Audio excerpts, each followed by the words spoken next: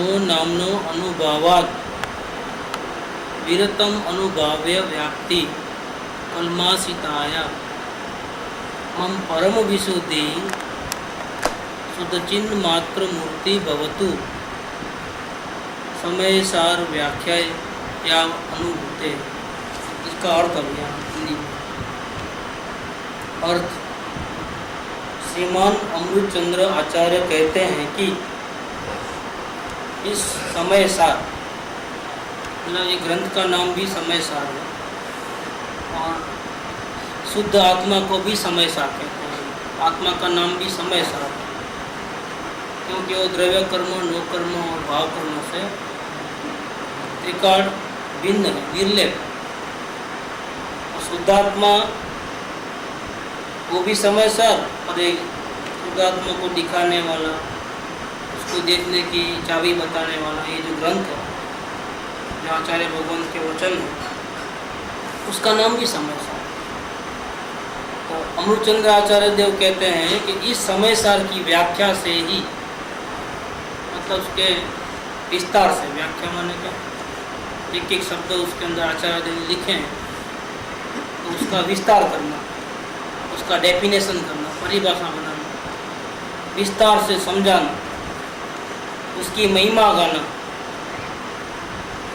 तो ऐसे समय सार ग्रंथ की व्याख्या से ही मेरी अनुभूति माने क्या कि जो मैंने आत्म तत्व दर्शन किया है, इधर मेरी आत्मा को जाना है कि मैं परमात्मा हूँ, उसका अनुभव किया है और उसकी अनुभूति निरंतर रहती है मेरे परिणाम में। तो ये जो मेरी अनुभूति है, और अब तो 3 कसाय की चौकड़ी है। अनुभव तो घर में हुआ था, बाद में श्रावक के अनुग्रह, फिर मुनिराज, अब तो मुनिराज की भूमिका है और हम अपने परमात्मा से कांटेक्ट क्षण क्षण में करते हैं। मतलब दिन में हजारों बार निर्विकल्प अवस्था आती है।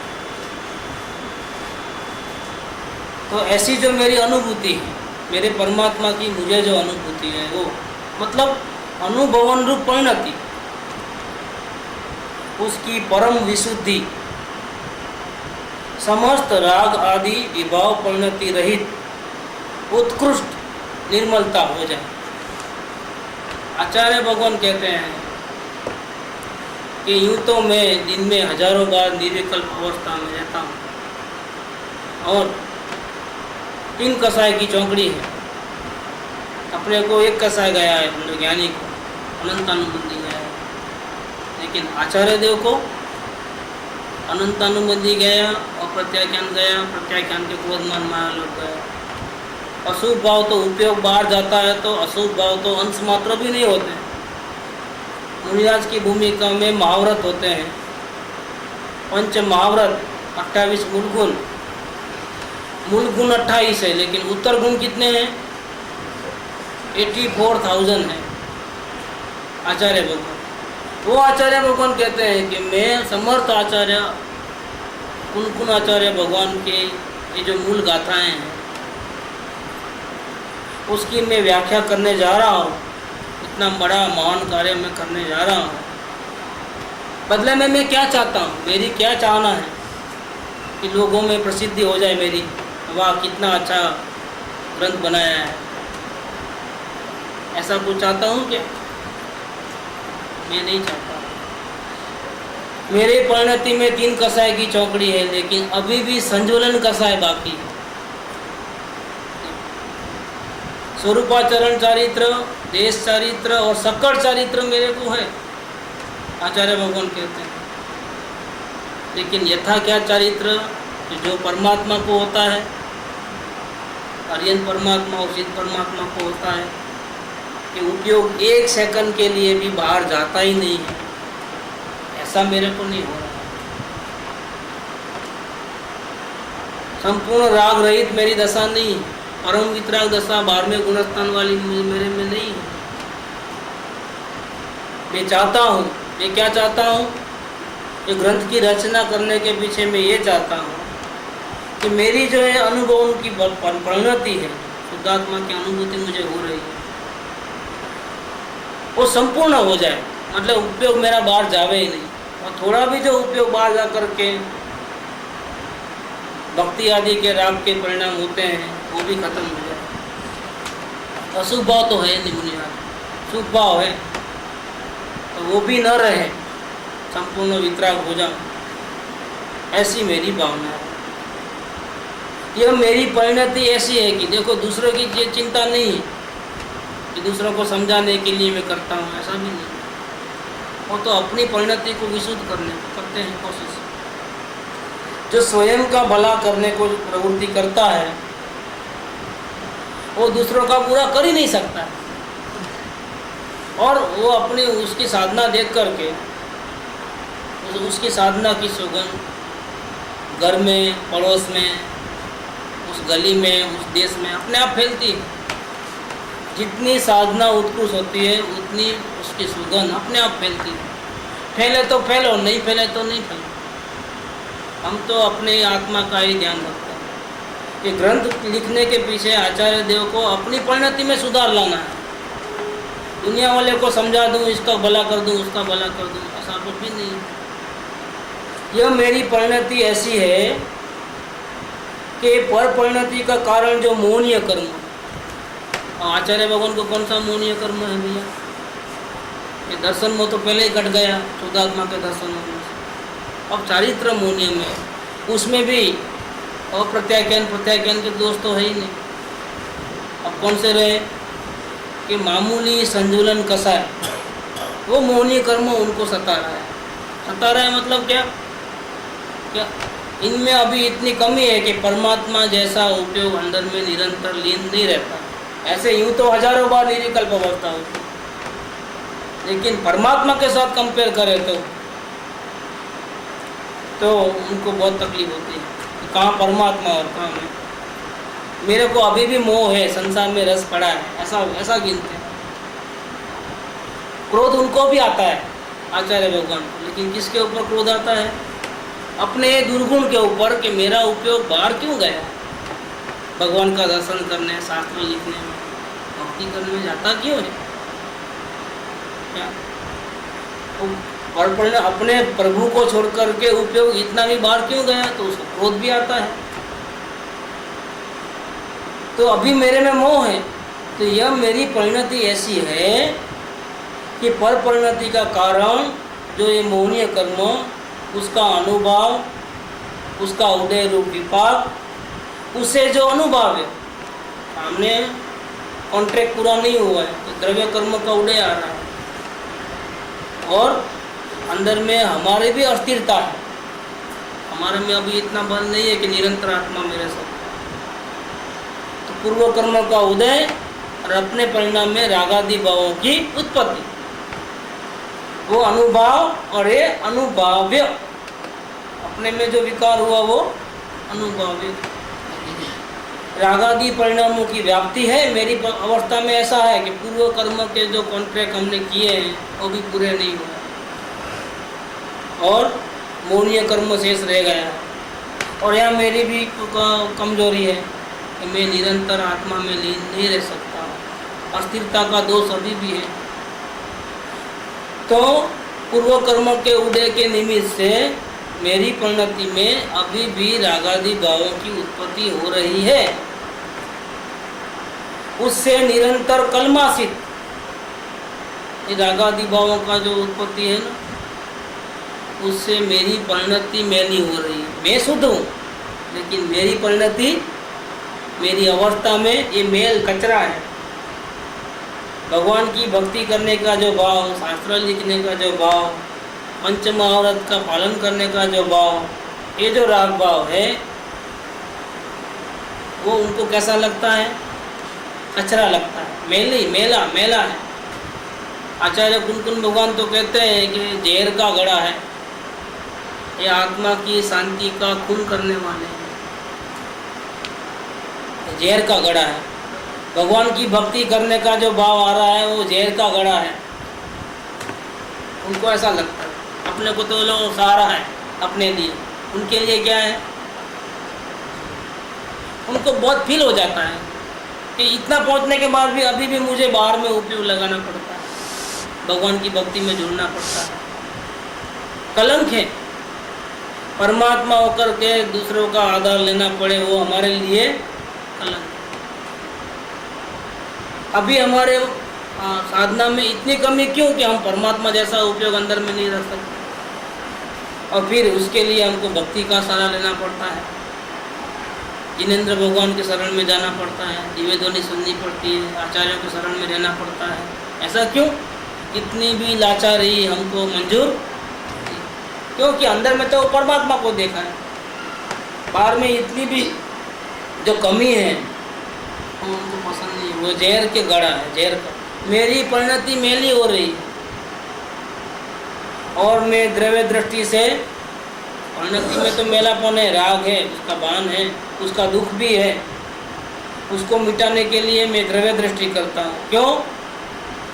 कि मैं द्रव्य दृष्टि से शुद्ध चैतन्य मात्र मूर्ति हूँ, पता है। तभी तो दिन में हजारों बार निर्विकल्प अवस्था होती है।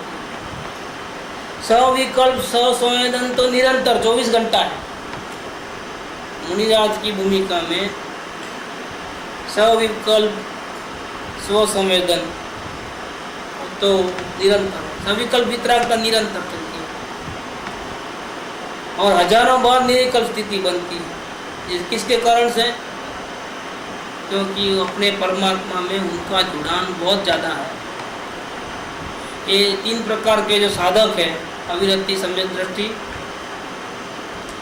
अनुव्रतधारी श्रावक और पंच महाव्रतधारी मुनिराज।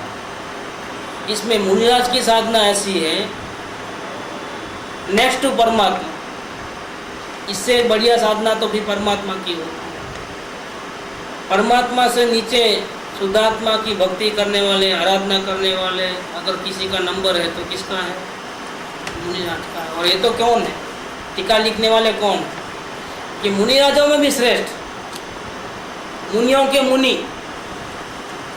क्या? आचार्य भगवान। समय सार की टीका जैसे लोगों ने नहीं लिखी। जंगल में तो सैकड़ों मुनि रहते हैं उस टाइम में, लेकिन ये तो मुनियों के मुनि। माने क्या? जैसा नहीं मनुष्य में राजा, प्राइम मिनिस्टर, ऐसे मुनियों में मेन, कि इनके हाथ के नीचे इनका ऑर्डर मानने वाले जो हजारों बार निर्विकल्प अनुभव करते हैं ना, ऐसे कई प्रकार के मुनि हैं ना, कई संख्या में, वो सब इनकी आज्ञा मानते हैं। मतलब मुनियों के मुनि, राजा धीराज बोलते हैं ना, मुनियों के मुनीन्द्र, मुनियों के इंद्र। ये आचार्य अमूलचंद्र ऐसे हैं।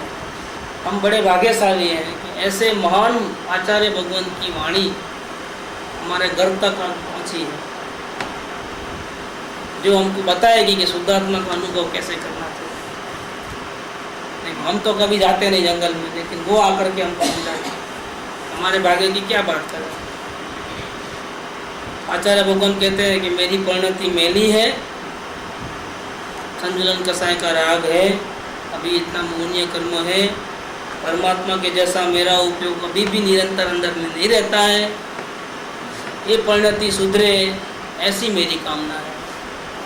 इस ग्रंथ के पीछे, टीका करने के पीछे मेरा कोई प्रयोजन दूसरा नहीं है। मैं परमात्मा जैसी साधना करना चाहता हूँ। मेरी मंजिल परमात्मा है। इन दुनिया वालों के साथ मुझे कोई किसी प्रकार का कोई संबंध नहीं। घर बार तो पहले ही छोड़ दिया है, तन के वस्त्र परिग्रह सब छोड़ दिया। नग्न दिगंबर महामुनिराज जंगल में रहते हैं साधना करने के लिए। अब इसका इस तीसरे नंबर के श्लोक भावार्थ लेते हैं, जो पंडित जयचंद जी ने लिखा है। पंडित जी कहते हैं कि आचार्य ऐसा कहते हैं कि शुद्ध द्रव्यार्थिक नय की दृष्टि से मैं तो वर्तमान में ही शुद्ध चैतन्य मात्र मूर्ति हूँ। क्या? मेरे में अंश मात्र भी कमी नहीं है, मैं साक्षात परमात्मा हूँ।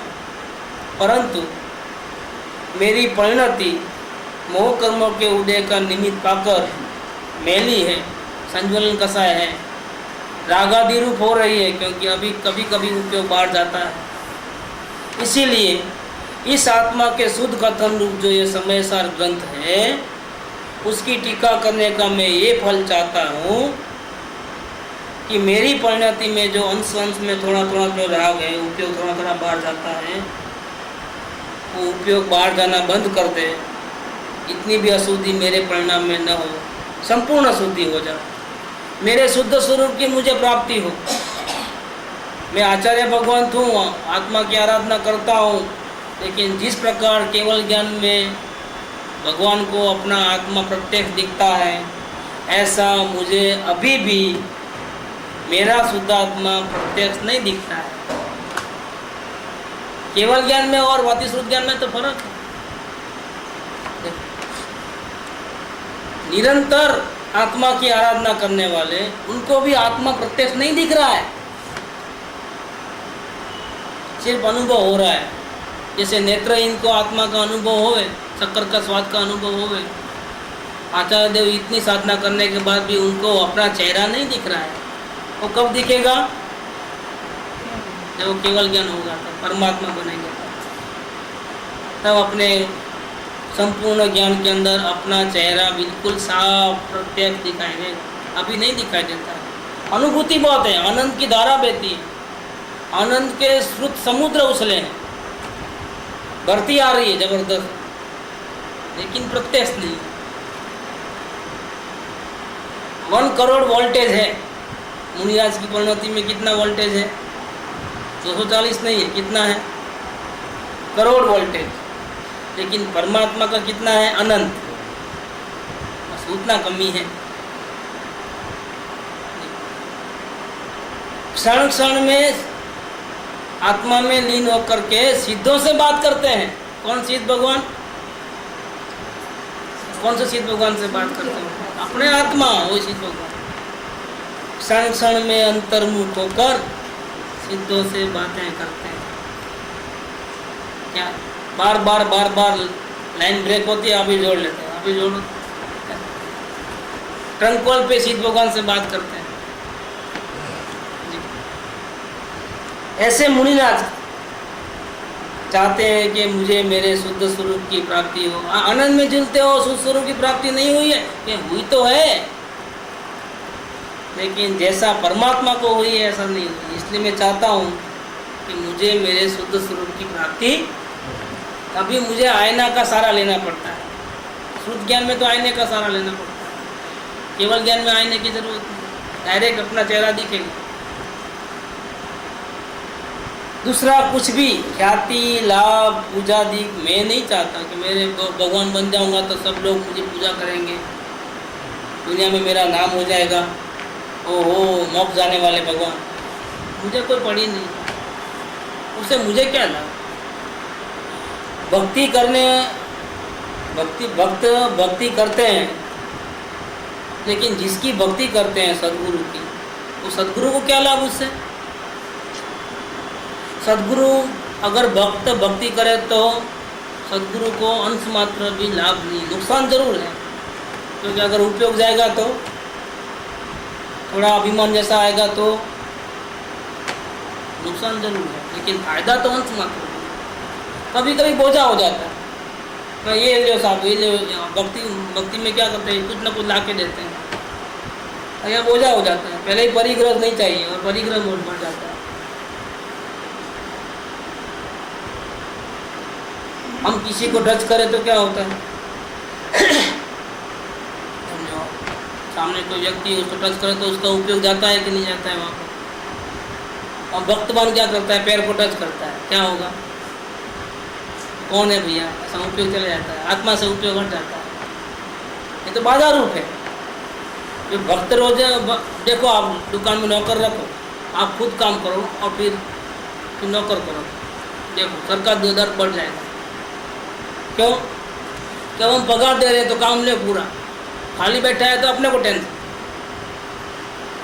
और वो काम दिया, वो फटाफट करके आया, कहीं को बैठा है, सब काम हो गया। बोला था ठहराओ देता हूँ, और काम ढूंढने में अपने को टेंशन। अभी इसको कौन सा काम था? आप देख लेना नौकर के पीछे हम कितने पागल होते हैं। ऐसे भक्त ज़्यादा है तो परेशानी हो जाती है। इसलिए जैसे साधना बढ़ती है ना, सदगुरु भक्तों से दूर हो जाते हैं। मैं नहीं, बात नहीं करना प्लीज़, अभी मिलने का टाइम नहीं है। उसको सारा दिन फ्री है लेकिन नहीं, अभी टाइम नहीं है, इधर जाना है, उधर जाना है, वो करना है, ये करना है। वो नज़दीक आते हैं और ये दूर भागते हैं। कारण क्या है? तो उनकी जो प्रणति है उसमें ये ज़्यादा मेल जोल बाधा जमता नहीं हो, सदगुरु दूर भागते हैं। तो सदगुरु को भक्त जो भक्ति करता है, और भक्ति का लाभ किसको है? सदगुरु को बिल्कुल नहीं। कि किसको लाभ है? भक्त को लाभ है। जितना मुमुक्षु जीव सदगुरु की भक्ति ज़्यादा से ज़्यादा करेंगे, उतना उतना उसका दर्शन में कम होता है। जो अंतर के तार बहुत मुश्किल से जुड़ते हैं, बहुत मेहनत करने के बाद अंदर एंट्री मिलती है। अगर भक्ति से ध्यान में बैठे तो देखो कैसे तार जुड़ते हैं। क्या अंतर में अपना परमात्मा से ज़्यादा सदगुरु बहुत सरल है।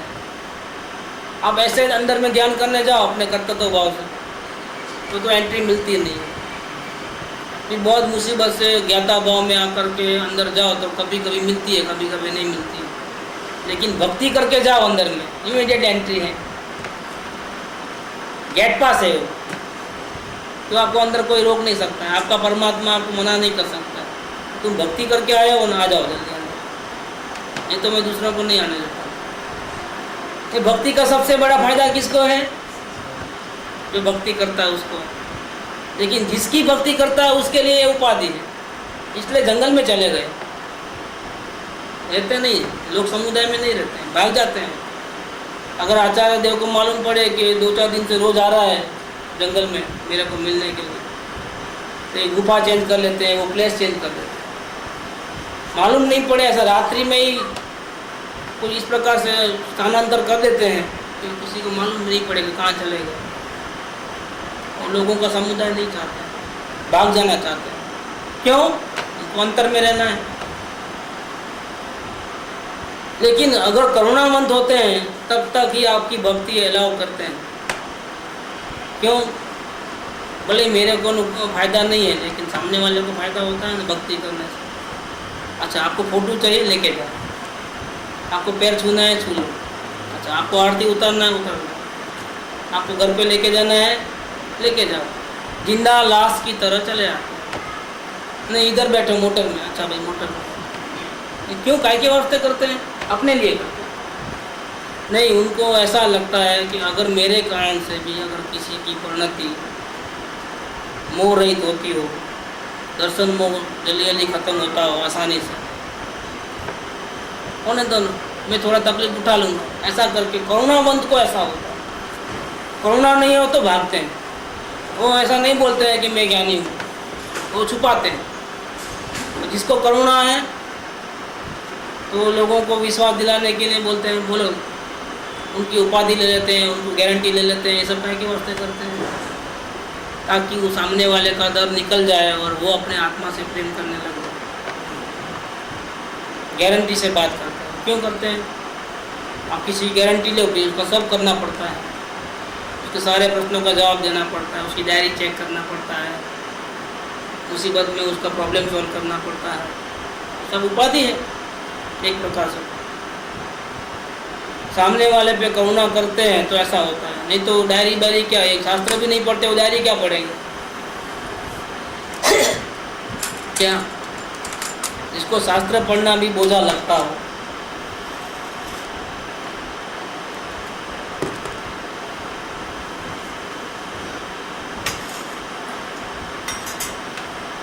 वो डायरी क्या पढ़ेंगे?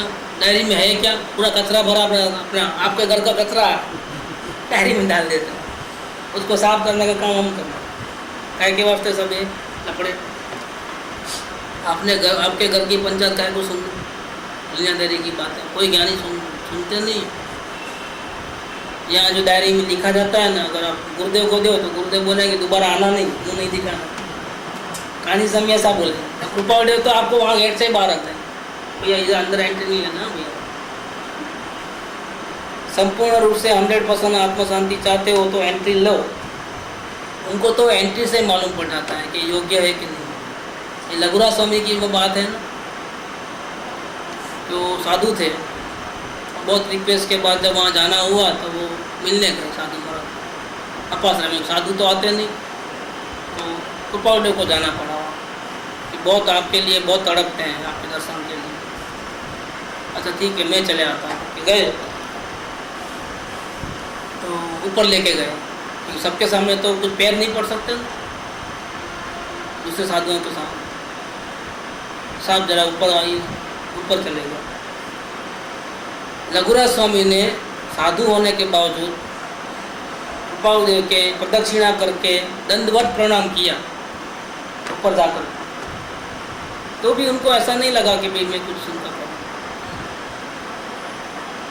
शांति से नमस्कार तो उन्होंने किया, तो स्वीकार कर लिया, लेकिन फिर उनका पैर का अंगूठा देखा आता है इसके अंदर।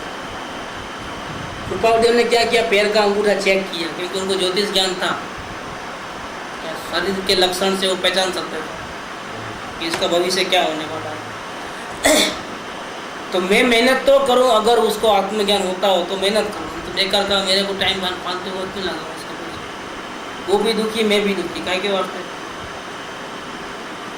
पैर का अंगूठा देखा और चुपचाप थोड़ी बात करके चले गए। फिर अम्बालाल भाई को बोला हूँ कि ये कौन सा हीरा है, वो खान में से निकला हुआ हीरा है। कोई नहीं, कोई पहल नहीं किया है, मतलब उसको पॉलिश नहीं किया, अनपॉलिश हीरा। क्या पॉलिश करेंगे तो ये चमक जाएगा सितारा, मतलब योग्यता वाला है, वो उनको पता चला। इसके बाद उन्होंने ट्रीटमेंट देना शुरू किया। और ट्रीटमेंट कैसी, तो बहुत वैरागी साधु थे, उनको बोला योग वशिष्ठ पढ़ो। क्या बोला, जैन साधु को उन्होंने कौन सा ऑर्डर दिया, क्या इतना वैराग्य कि आपकी वो बड़ाई करते हो। वो आपसे ज़्यादा वैराग्य तो रामचंद्र जी को था।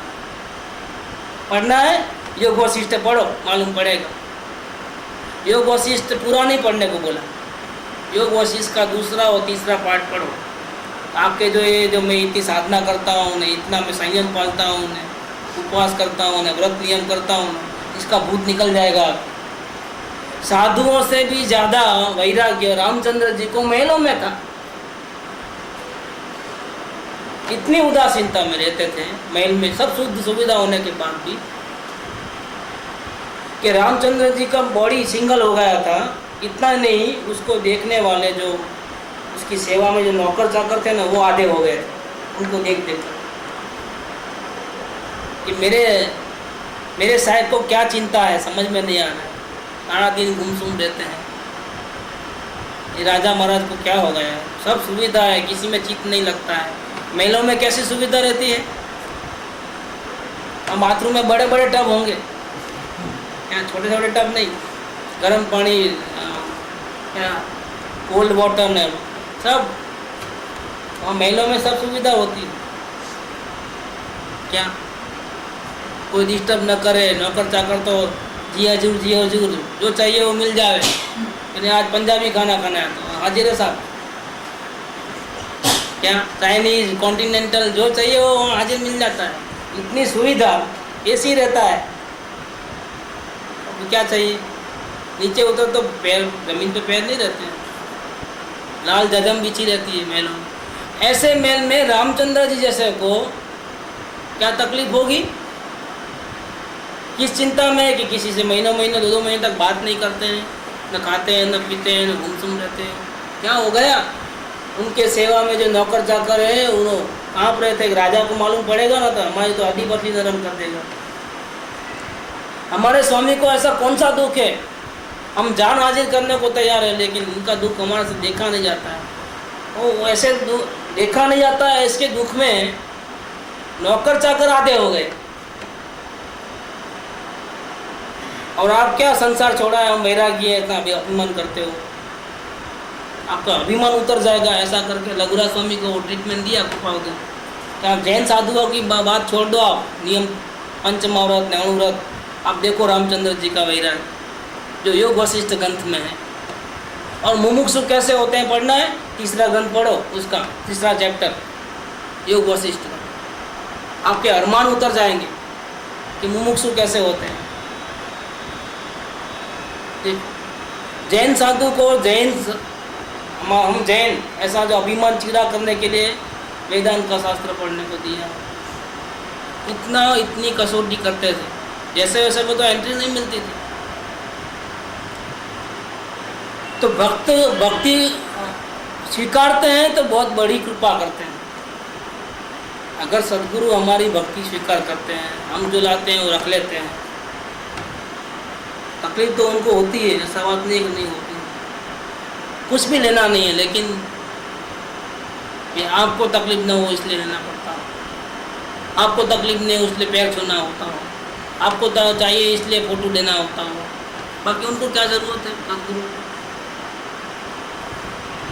तकलीफ होती है इसलिए भाग जाना होता है, लेकिन करुणा है, कॉन्ट्रैक्ट है, तो क्या करते बेचारे, वो भी लाचार भागते नहीं हैं, सब मुसीबतों का सामना करते हैं। ये भी मुसीबत है एक प्रकार, लोगों का परिचय बढ़े, कॉन्ट्रैक्ट बढ़े, संपर्क बढ़े, तारीफ सुनने मिले, ये सब क्या है, ये एकांत नहीं मिलेगा, नखड़े में फंस गए, ऐसा बोझा लगता है। क्या कहते हैं कि मेरी परिणति रागादि से रहित होकर शुद्ध हो, ये और मुझे मेरे शुद्ध स्वरूप की प्राप्ति हो, मैं तो यही चाहता हूँ। दूसरा कुछ भी ख्याति लाभ पूजा दीप मैं नहीं चाहता। इस प्रकार आचार्य ने टीका करने की प्रतिज्ञा द्वारा फल की प्रार्थना की। अभी मैं मंजिल पे पहुंचा नहीं हूँ, तो मंजिल जल्दी पहुंचूं ऐसा मैं चाहता हूँ। ये जो भी मेरी प्रवृत्ति है उसके पीछे मेरा यही भाव आता है। ऐसा करके फल की प्रार्थना की। ये आचार्य अमूल चंद्र आचार्य देव के आत्मख्याति की जो टीका शुरू हुई, उसके शुरुआत के जो 3 श्लोक हैं मांगलिक के रूप वो पूर्ण हुआ। अब आचार्य कुनकुन भगवान का जो मूल शास्त्र है, जो अर्धमागधी प्राकृत भाषा में लिखा हुआ है, उसकी पहली गाथा शुरू होती है। और आचार्य देव ने गाथा पहली शुरू हुई है, लेकिन कमाल की बात देखना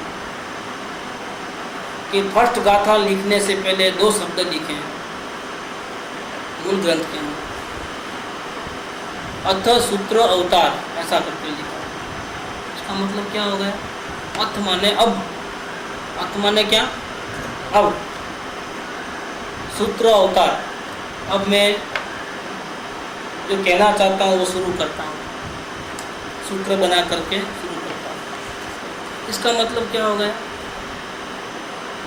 कि है तो ये शास्त्र की, ये परमागम की पहली गाथा, लेकिन आचार्य देव ये कहना चाहते हैं कि ये जो शुद्धात्मा की कथा है ना, मेरे निमित्त से पहली गाथा है, लेकिन असल में देखा जाए तो ये पहली गाथा नहीं, क्योंकि मेरे पहले कई आचार्यों ने शुद्धात्मा की बातें की, भगवान की निवेदनी में बात आ गई। मैं तो सिर्फ उस बात को दोबारा ऐसा रिपीट करने वाला हूँ, इसलिए शुरुआत मैं नहीं करता। मेरे पहले कई लोगों ने बात किया, अब तो ये अब करके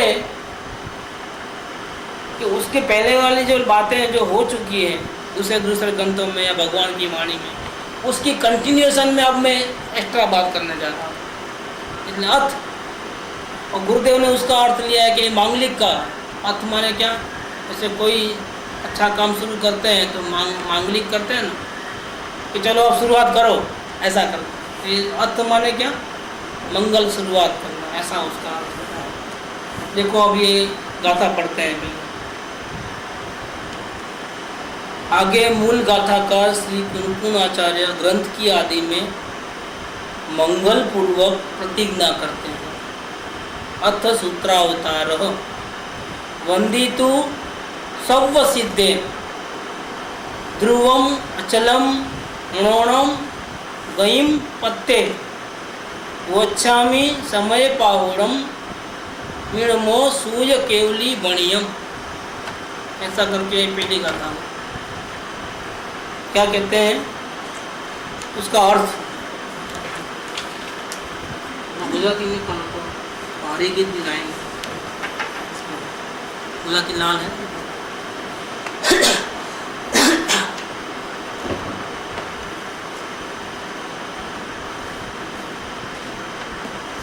इसमें नहीं है वो पहाड़ी गीत, ये सोनगढ़ से छपा है वो समय साथ। एक कान्ही स्वामी की देन है, ये गुजराती लैंग्वेज में छपा है। और बेंत्री के जो बड़े भाई हैं हिम्मत भाई पंडित आज भी जीवित हैं सोनगढ़ में, इन्होंने उसका जो नबी पढ़े ना प्राकृत में प्रथम गाथा, उसका गुजराती भाषा में गीत बनाया है। वो गीत मैं भी पढ़ता हूँ। हमारे माता जी है चंपा बहन के बड़े भाई, करीब 90 साल की उम्र है, आज भी जीवित जिंदा है। ध्रुव अचल ने अनुपम गति पामेल सर्वे सीधने वंदे कहूँ श्रुत केवली भाषित असमय प्रवृत्त हो।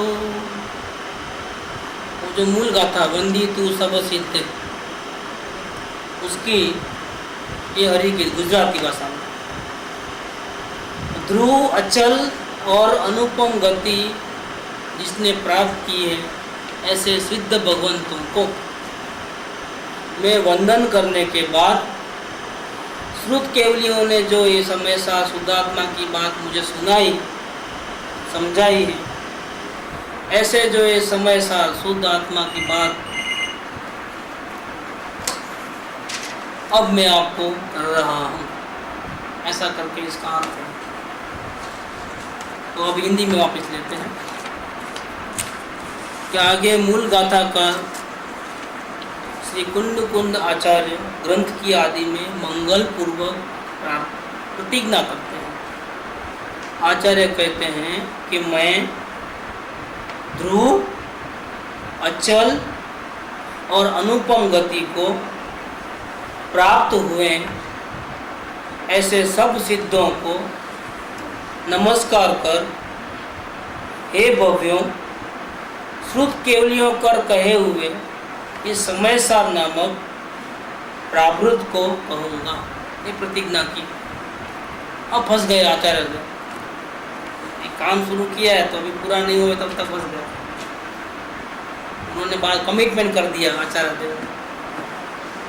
क्या कमिटमेंट किया कि सिद्ध भगवंतों को नमस्कार करने के बाद अब मुझे जो मेरे गुरुओं ने जो शुद्धात्मा की बात सुनाई थी शुद्ध केवलियों ने, वो मैं बात इस ग्रंथ में लिखने जा रहा हूँ। क्या होता है कि आचार्य भगवान कुनकुन आचार्य देव महावीर स्वामी के वो सिद्ध हो जाने के बाद 500 साल के बाद करीब हुए, और संवत 49 के अंदर, मतलब आज से 2000 साल पहले, 2200 साल पहले की बात,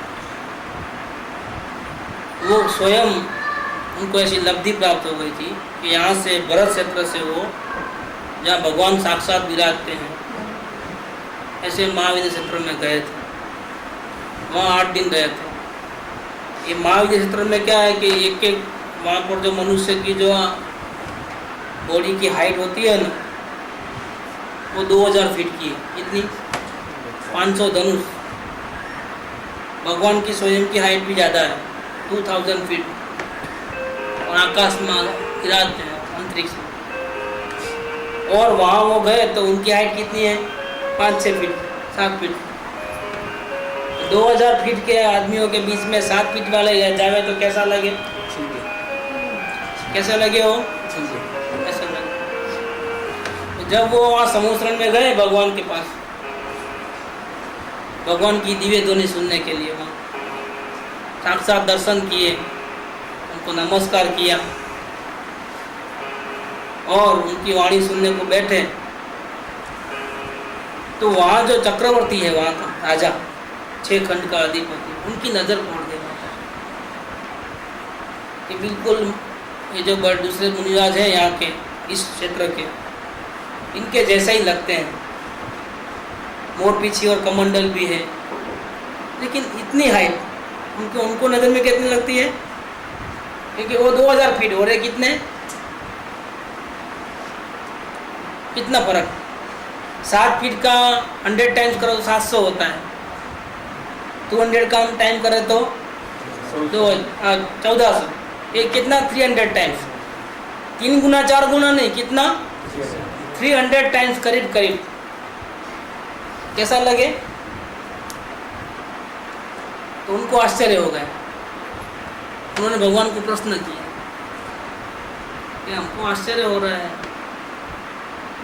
ये कौन है? ये भगवान को पूछा, ये कौन है? क्योंकि भगवान को तो केवल ज्ञान है, इनको केवल ज्ञान नहीं है। चक्रवर्ती आत्मज्ञानी होते हैं, लेकिन केवल ज्ञान नहीं हुआ है अभी।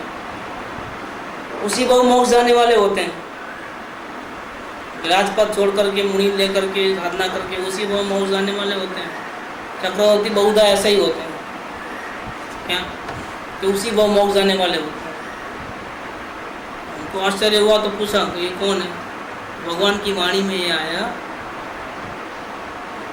कि भरत क्षेत्र, जहाँ महावीर भगवान अभी 500 साल पहले थे और सिद्धालय में चले गए, उस क्षेत्र के ये महाधुरंधर समर्थ आचार्य देव हैं। क्या बोले? इनके समान दूसरा आचार्य इस वक्त भरत क्षेत्र में कोई नहीं, और भगवान की वाणी में ऐसा है। सब लोगों ने उनको नमस्कार किया वहाँ पर, और राजाओं ने उनको नमस्कार किया, और वहाँ वो 8 दिन रहे। उनको उनके भोजन के योग्य उनको आरदान दिया गया जो भी। और भगवान तो 3 या 4 बार जो दिव्य ध्वनि खुलती है वो टाइम, बाद में वो क्या करते हैं कि वहाँ के समर्थ गंधर्व देव जो आचार्यों के आचार्य होते हैं, उनके पास उन्होंने प्रश्नोत्तर करके गंधर्वों को जो पारायण का ज्ञान होता है उसमें से ज्ञान हासिल किया 8 दिन रहकर। सारा दिन चर्चा विचारणा में अपने आत्मा की अनुभूति पूर्वक साधना करते करते दूसरा टाइम किस में गंवाया उन्होंने कि वहाँ के जो श्रुत केवलिया हैं, जो गंधर्व लोग हैं, जो इनसे भी बड़े हैं पोस्ट, आचार्यों के भी आचार्य, उनका नाम क्या? गंधर्व। तो जिनेंद्र भगवान के दर्शन हुए, उनकी वाणी सुनने को मिली, दिव्य ध्वनि, और प्लस में क्या मिला? श्रुत केवलियों के द्वारा चर्चा विचारणा हुई बहुत सारी। इस ग्रंथ में वो क्या करते हैं? ऐसा कह सकते हैं कि भगवान की दिव्य ध्वनि में मैंने जो सुना ना वो मैं कहने जा रहा हूँ। तो वो जानबूझ करके, मेरी दृष्टि से मैं बोल रहा हूँ अभी, जानबूझ करके वो बात उन्होंने छुपाई कि मैं महावीर क्षेत्र में गया था भगवान की वाणी सुनने के लिए, क्योंकि इनको प्रसिद्धि का मोह नहीं था। अगर ऐसा किसी को वहाँ के तत्कालीन समाज में मालूम हो जाए ना, तो वहाँ के जो समाज, जिस समाज में आज से वो 2022 साल पहले रहते थे, वो जिनको अगर मालूम हो जाए लोगों को कि आचार्य भगवान हमारे जो है वो भगवान को मिल के आए हैं, उनकी वाणी सुन के आए हैं, तो इनको एक सेकंड भी छोड़ते क्या? छोड़ते नहीं। बोलो भगवान ने क्या कहा, बोलो वहाँ क्या था, क्या? तो उल्टा लफड़ा हो जाता है इनको। आचार्य देव वो घर जाता नहीं, कोई दुकान में जाता नहीं, पहले आप बोलो क्या किया था। वो अपनी साधना में भंग नहीं चाहते, फिर ये शास्त्र भी नहीं लिख पाते थे। इतना डिस्टर्बेंस वो शास्त्र लिख सकते? नहीं लिख सकते। हमने देखा कोई स्थान पर समाज के अंदर बड़े आचार्य आए थे, मेरे को मिलना चाहते थे, लेकिन क्या करें, इतने भक्तों की टोली, एक के बाद एक हम चर्चा कर रहे हैं, उतने में आते हैं बड़े बड़े सेठ, जो बड़े बड़े दान देने वाले होते हैं, आते हैं। कभी भी उनको, कभी भी जब टाइम मिले तब आते हैं। सेठ लोग क्या है, वो प्रवचन के टाइम में थोड़ा आते हैं, वो तो जब बाथरूम में से भी नहीं निकल रहे होते हैं। प्रवचन हो जाने के बाद आते हैं कि महाराज साहब तो हमको जानते हैं, पहचानते हैं, कभी भी जाएंगे एंट्री मिल जाती है, आशीर्वाद लेने को जाना है अपने को। हम दोनों चर्चा करते हैं, वो एक के बाद अभी एक आया सेठ, नमस्कार करके महाराज मांगलिक सुनाओ, चर्चा रही बाजू पे, मांगलिक सुना है क्या, गए हो, वापिस चर्चा चालू हुई, दूसरे आए। मतलब मैं देखता हूँ कि ये अपने आत्मा आराधना कर रहे हैं कि ये मांगलिक सुनाने का काम कर रहे हैं लोगों को। जो आया नमस्कार मंत्र बोलना, मांगलिक कर देना। अगर नहीं सुना तो वो नाराज हो जाते हैं, फिर लाख रुपया मिलेंगे नहीं दान में, अपात्र कैसे बनेगा, धर्म पूर्वाना कैसे हो। ये नज़ारा देखना है तो देख के आना, अभी प्रदूषण आने वाले हैं, देख लेना क्या क्या होता है। ऐसा ही होता है, ये आंखों देखी बात कह रहा हूँ। वो चर्चा विचारने में कहाँ चित्त लगता है। आचार्य देव ने बात छुपाई कि मैं भगवान के पास गया था। दूसरा एक कारण है कि वो जो सिमंदर भगवान है वो अभी महाविद्या क्षेत्र में विराजमान है और वहाँ का शासन चल रहा है उधर। लेकिन भरत क्षेत्र में जो वर्तमान में जो शासन चल रहा है वो किसका चल रहा है, महावीर स्वामी। कंपटीशन में दूसरी दुकान खोले तो क्या होता है, अपनी बाजू में दूसरी दुकान खोले,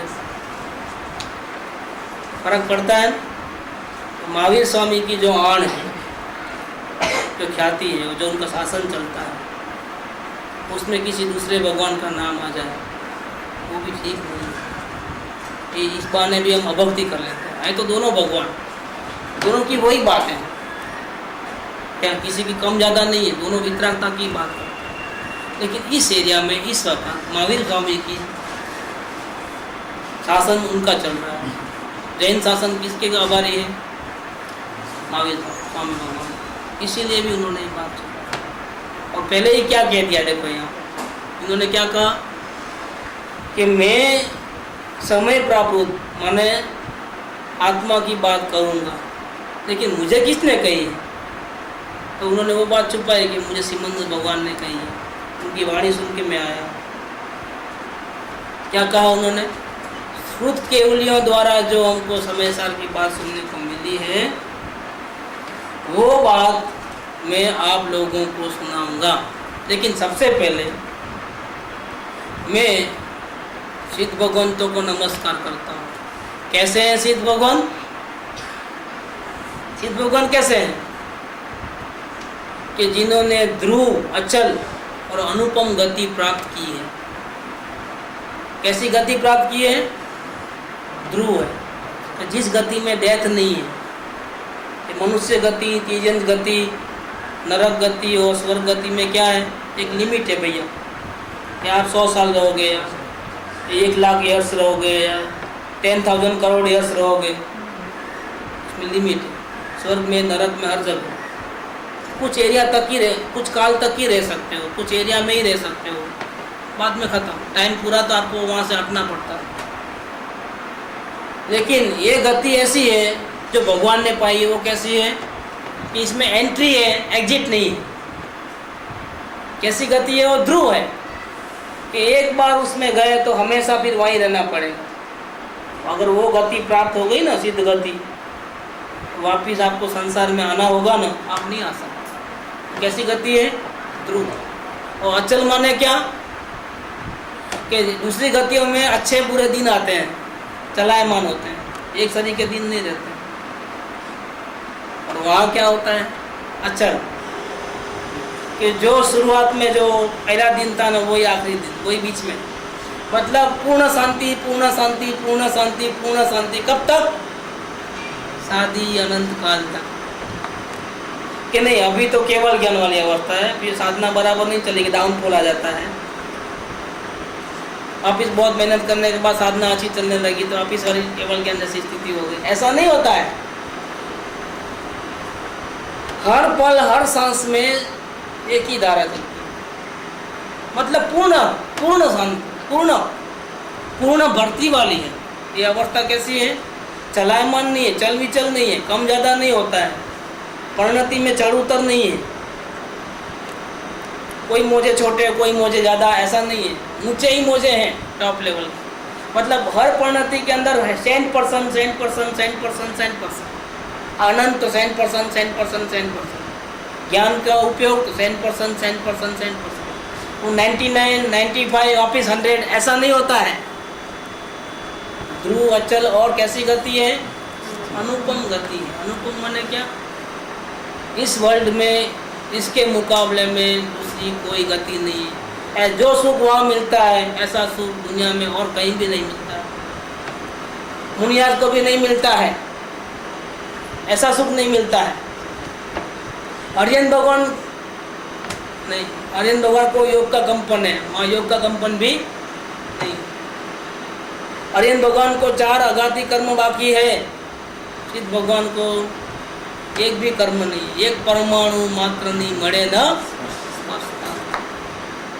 पूर्ण निर्दोष कलंक रहित स्वरूप जो ऐसा जबरदस्त 8 कर्मों से रहित परिपूर्ण मुक्त दशा, शादी अनंत काल तक समाधि सुख में ऐसी स्थिति है। ध्रुव, अचल और अनुपम गति को जो प्राप्त हो गए हैं, ऐसे सिद्ध भगवंत को मैं नमस्कार करके श्रुत केवलियों ने जो मुझे ये बोध दिया है शुद्धात्मा का, जो स्वरूप बताया है और जो मैंने अनुभव भी किया है, अब मैं जगत के लोगों सब लोग उसका अनुभव करें, ऐसे मेरे को करुणा भाव सहज आ गया है। इसीलिए मैं शुद्धात्मा की बात जगत के जीवों को कहूँगा, लेकिन क्या करूँ, आप आते नहीं हो तो मैं लेटर लिख देता हूँ। तो क्या किया है, जंगल में आप तो आने की फुर्सत नहीं, आप बिजनेस करो, जाके उसके पोटले बांधो। फिर भी मेरे को भाव आया है, मैं पूरा करता हूँ। क्या करता हूँ, संदेश लिखता हूँ, ये शुद्धात्मा की कथा सुनाऊंगा। दुनिया में और भी कथा चलती है, पॉलिटिक्स चलता है, राज कथा, स्त्री कथा, भोजन कथा, हेल्थ कथा, ऐसे चलती है ना। फिल्म स्टारों की कथा, स्टारडस्ट ने, फिल्म फेयर में चलता है ना। पॉलिटिक्स का भी आता है बार,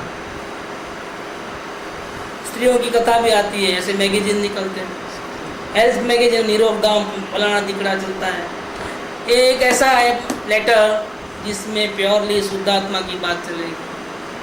और एक किसने लिखा है, भरत क्षेत्र के महान धुरंधर समर्थ आचार्य देव ने अपने को लेटर लिखा है, अपने को लिखा है। ये समय सार किसके लिए है? नहीं, आप लोग सब सुनो। ये समय सार सिर्फ मुझे सुनाने के लिए उत्पन्न हुआ है। फिर गुरुदेव को पढ़ा होगा तो गुरुदेव को कैसा लगा होगा, ओहो आचार्य देव ने मेरे को लेटर भेजा, मेरे को, मैं समय सार हूँ। और आचार्य भगवंत ने इसमें किसकी बात लिखी है? कान्ही स्वामी की बात नहीं लिखी है, किसकी बात लिखी है?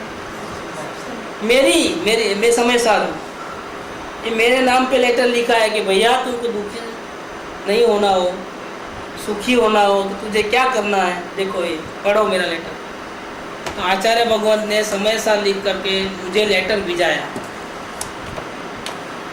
तो कान्ही स्वामी को ऐसा लगा कि ये आचार्य भगवंत ने मुझे ऊपर से स्वर्ग से आ गए, मुझे तारने के लिए लिखा है शास्त्र। बनारसी दास को मिला होगा तो उन्होंने क्या समझा होगा, समय सार किसके लिए? दूसरों के लिए, मेरे लिए लिखा है। पंडित तोलमल जी, बुधरदास जी, भैया भगवती दास जी, क्या दीपचंद जी, कासलीवाल जी, श्रीमद राजचंद्र जी, सबको क्या लगा होगा कि पढ़ने से ओ आचार्य भगवान ने बड़ी कृपा कर दी, मेरे को ये भिजाया। इन सबको जो हुआ है आत्मज्ञान, उसमें लेटर जो शुद्धात्मा के लेटर से समय प्राप्त शुद्धात्मा की कहानी है समय सार, ये पढ़ने से बहुत बड़ा फायदा हो। हमको गुरुदेव से मिला हो, लेकिन गुरुदेव को कहाँ से मिला? यहाँ से मिला। ये शुद्धात्मा की कहानी है, ये अपनी कहानी है। ये पढ़ते हैं तो हमको लगता है, और ऐसा लगना चाहिए कि ये जो हम सत्संग में जा रहे हैं और सुन रहे हैं, किसी की कहानी सुनने नहीं जा रहे हैं, ये अपनी कहानी सुनने जा रहे हैं। ये परमात्मा कैसे बनना, उसका पूरा विधि, गतिविधि सब इसके अंदर है। ये मेरे लिए आया है हमेशा। अगर ये मुझे मिल गया है ना, तो मेरे कल्याण के लिए मिला है। मेरा अभी कोई अच्छा भाग्य होगा तब ये सुनने को मिलता है, बाकी सुनने को नहीं मिलता है। बाकी रामायण महाभारत ही सुनते रहो रोज, घर घर की कहानियाँ। ये सुनने को नहीं मिलेगा। ये सुनने को तो बहुत नसीब चाहिए। ये हाथ में आवे तो नसीब है, समझ। बहुत से पुण्य होंगे तो भी हाथ में आया, सुनने को नहीं मिले, ऐसी बातें हैं।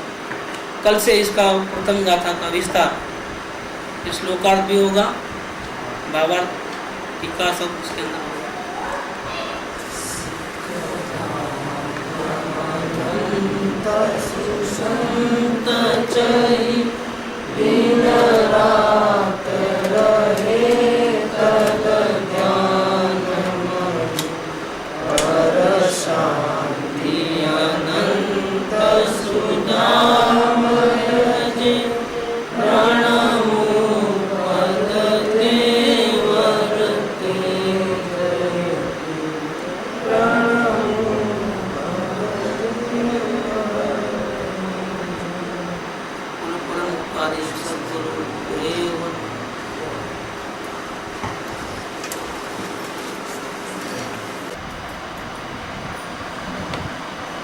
ये अनित्य भी भूतकाल की पर्याय मेरी है, और उसके अंदर जो आत्मा बैठा था वही आत्मा जो अभी इसको बैठा है।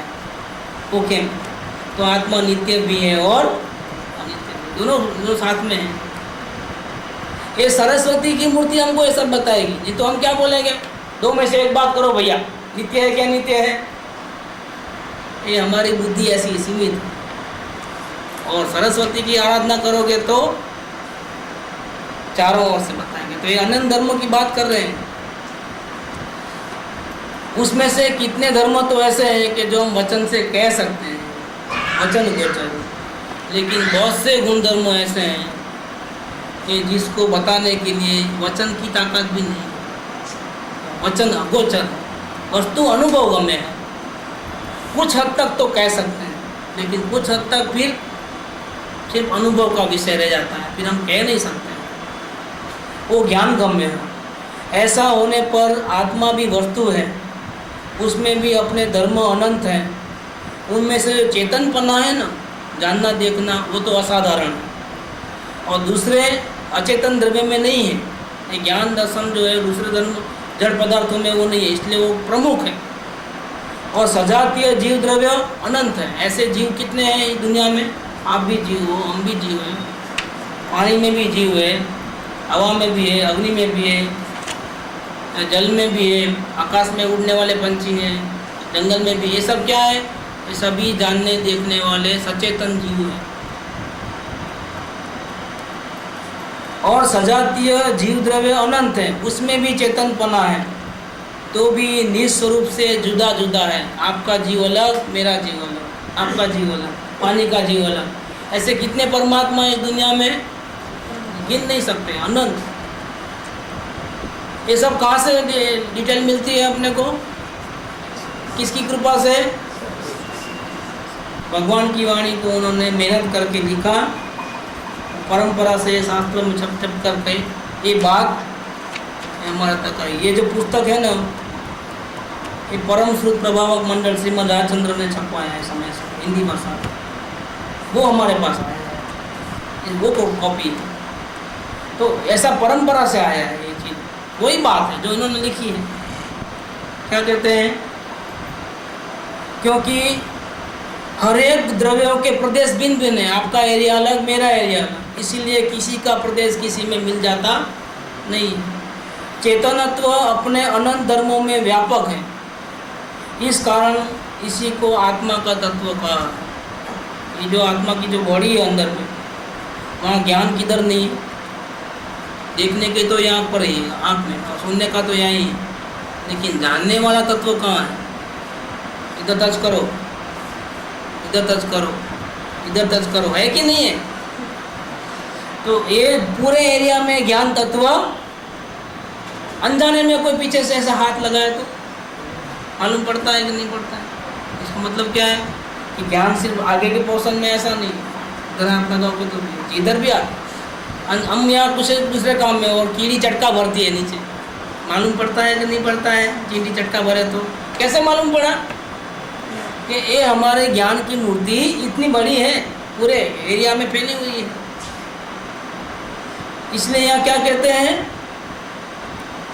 कि हर ये चेतनत्व जो है, जानना देखना जो गुण धर्म है, ये अपने अनंत धर्मों में व्यापक है।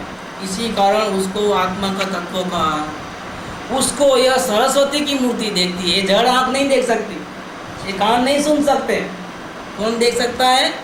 सरस्वती की मूर्ति देखती भी है, इतना ही नहीं, वचन के माध्यम से दिखाती भी है। सिर्फ देखे ऐसा नहीं, दिखाती भी है। इसीलिए इस सरस्वती को आशीर्वाद रूप वचन कहा है आचार्य देव ने, ये दूसरे नंबर के श्लोक में। और कहते हैं, भावना बातें हैं कि ऐसी सरस्वती की मूर्ति सदा प्रकाश रूप हो, उसका दुनिया में सदा अस्तित्व रहो, ताकि हम जैसे मूर्ख जीवों को हाथ में लग जाए तो हम भगवान बन सकें और हमारा भिखारीपना मिट जाए। इसी से सब प्राणियों का कल्याण होता है। सरस्वती के बिना कल्याण संभव नहीं है, क्योंकि ज्ञान नहीं है तो क्या करोगे भैया। बहुत रूपवान हो, अच्छे हो, टाई पहना हुआ है, करोड़पति बाप के बेटे हो, मोटर में घूम रहे हो, लेकिन ये स्क्रू ढीला है, अपनी लड़की दोगे, स्क्रू ढीला है, कभी क्या बोलता है कभी क्या बोलता है, डांस करते हुए चलता है, क्या करोगे। एकदम गोरा हैंडसम है, हाइट बॉडी सब बराबर, नक में भी रोग नहीं है, कुछ भी दाग भी नहीं है किधर भी, हीरो है। अपनी बेटी देखे आना।